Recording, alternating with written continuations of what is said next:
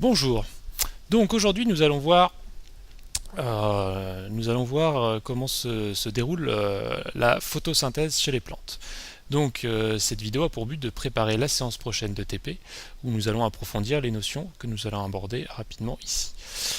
Donc la photosynthèse est un processus biologique qui se déroule chez les plantes, chez les végétaux, comme vous pouvez le voir sur le schéma ici présent.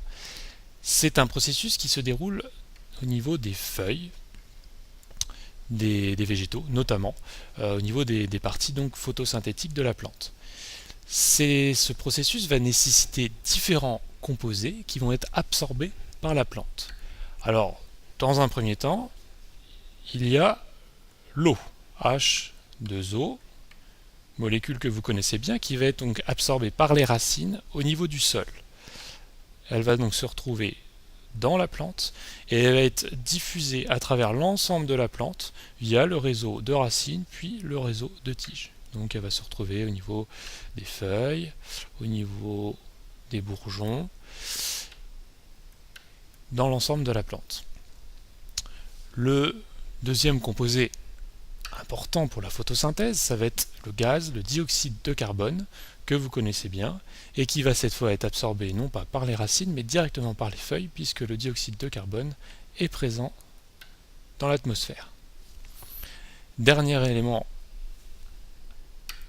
très important pour la photosynthèse, c'est la lumière, puisque la plante va utiliser l'énergie lumineuse provenant du soleil, donc lumière, pour réaliser cette photosynthèse. Alors, qu'est-ce que va permettre cette photosynthèse? Qu'est-ce qu'elle va produire à partir de l'ensemble de ces composés? Elle se déroule au niveau, comme on l'a dit, de la feuille, et elle va permettre de produire des composés organiques.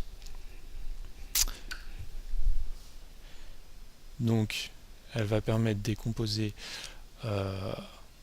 production de composés organiques qui va servir à la plante organique pour synthétiser de la matière organique tout simplement.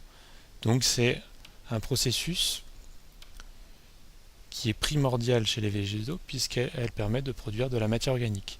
Ces composés organiques vont ensuite être redistribués dans l'ensemble de la plante, au niveau des tiges, au niveau des feuilles, etc. et circuler à travers les tiges et le système racinaire. La photosynthèse va non seulement produire des composés organiques, va aussi relarguer un autre gaz dans l'atmosphère, c'est le dioxygène.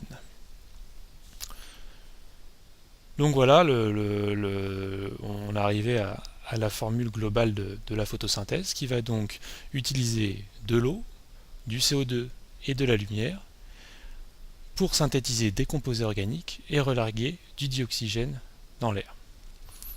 Donc notre schéma est maintenant terminé. On va pouvoir lui rajouter un titre. Donc c'est schéma de la photosynthèse, tout simplement.